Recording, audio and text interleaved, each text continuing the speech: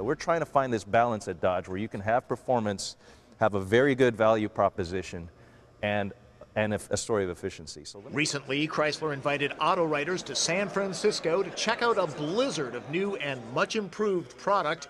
Today, I'm previewing two of them, the 2011 Dodge Charger and Durango. Pressurizing these cars with value, pressurizing them with technology and feature, we hope to win over consumers one by one.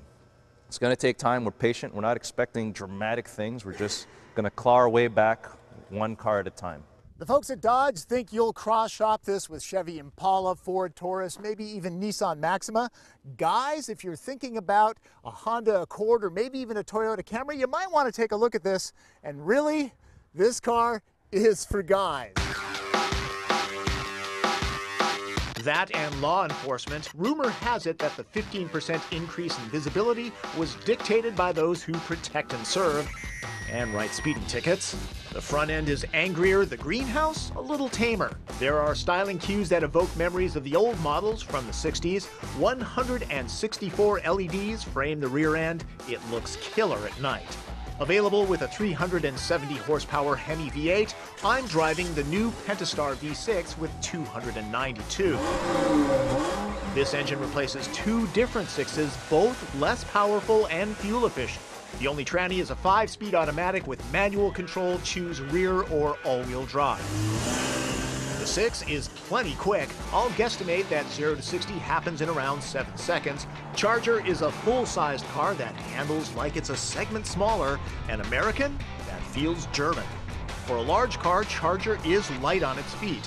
The engineers have done a commendable job of keeping the cabin quiet, but letting throaty engine music in when the go pedal is pushed to the carpet. Ride quality is firm but comfortable. Again, a great balance. There's plenty of road feel to tell a driver what the tires are doing too.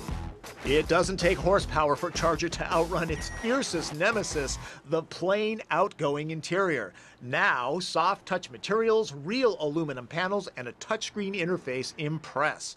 The first thing you usually touch is the steering wheel. So what we did, we fixed the quality, the leather. It speaks quality right away. The cluster gets a color information screen. Gauges are easy to read. Clearly, the folks at Dodge have learned their lesson. Back here, 3 of your adult friends should be perfectly happy. Plenty of foot room, plenty of knee room. There is a fairly substantial drive shaft tunnel that gets in the way, but it's okay. Need to haul long stuff? Charger's up to it. Since the trunk is pretty spacious, you won't need to fold the seat backs too often. All in all, the 2011 Charger is a powerful leap forward, a passionate sedan for those who need to take the family, but don't want to leave driving fun behind. All right, moving on, the new Dodge Durango. It rides on the same architecture as the new Jeep Grand Cherokee. That is a good thing.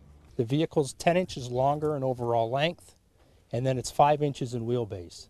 And what that ends up doing is it gives it a very formidable 3-row package, 2nd row room, very comfortable, easy to get in and out of the 3rd row. 3rd row headrest, the first prototype we drove, you couldn't see out the back window. We ended up adding a power switch at the front where you can hit it and fold it down. Sport utes are about doing things. The Hemi V8 with 360 horsepower can tow up to 7,400 pounds, proving unibody chassis aren't just for wimps.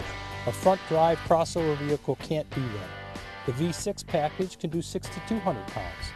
It's incredible. I'm driving the 290 horse Pentastar, dropped into this top o-the-line Citadel model. Most buyers will opt for the V6 and they should be satisfied with the way it moves this rig. The structure is rock solid, the handling surprisingly refined. We did not cut anything out of this product from an NVH standpoint. Normally in the way we used to do it, we would end up saying what's the minimum we'd have to have for a Dodge. That's not true anymore. Again, with the new company, we want to make sure that it was the right content. Durango has a gravitas that is very appealing. Hushed at highway speeds, the family will look forward to road trips. Part of that will be the interior experience. Durango goes from blah to ah here. Again, high quality and soft touch materials are everywhere, and the controls are easy to use. The middle row does its best to keep things versatile and comfortable, and for those with the budget, it can be outfitted with the electronics that kids crave. As you might imagine, a lot of cargo can be stuffed into here, and the seats are easy to fold. Looking for a comfortable, capable hauler? The new Durango is a pleasant surprise that should be on your test drive list. Wish I would have had more time for evaluation, but it's clear both Charger and Durango are substantial leaps forward, not just better than the models that they replace, but very competitive vehicles. As much as I like Charger, I was particularly taken by the goodness that is Durango. Looks great, drives better. Everybody knows that the vehicle that has structure and it's solid and it's substantial, it's easier to tune. It's better for NVH. Dynamically, it's better. So everything in blue is indicating that it's high-strength steel. So 52% of the content in metal is high-strength steel, and gives that structure, that solid house feel. The NVH that I mentioned, we did not compromise. We have full perimeter hood seal. We have a double dash system like we have on the Grand Cherokee. That's normally found in premium vehicles, not in a Dodge product. Notice that there are no Ram head logos anywhere? That's now reserved for the truck line as Chrysler creates separate identities for Dodge, Chrysler, Ram, and Jeep. Dodge gets a crosshair motif, just like their grille.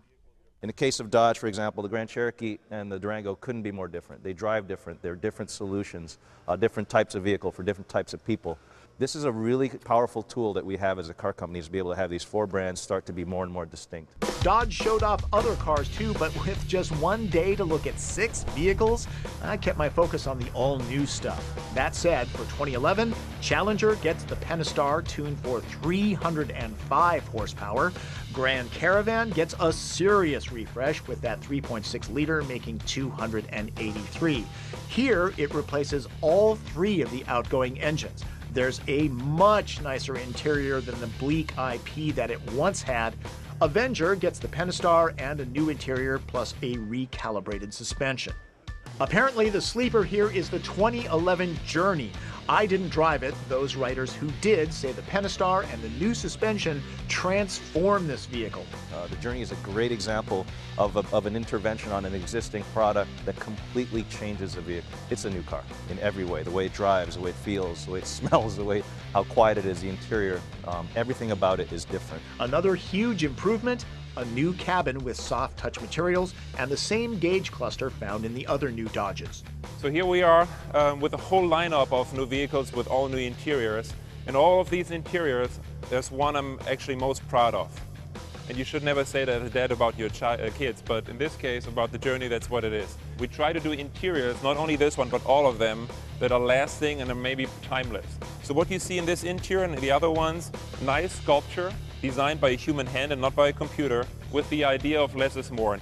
For what it's worth, the engineers who worked on these vehicles were visibly proud of their accomplishments.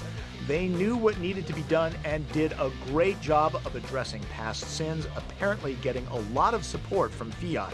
So we're investing in these programs heavily to kind of really repair the damage. You know, there's a lot, we abused the Dodge brand over the last few years, and I'll be the first one to admit it. Even if you're not in the market for a Dodge vehicle, stop by a showroom if only to understand how different things are. As an enthusiast, you'll appreciate the effort. I'm Tom Volk.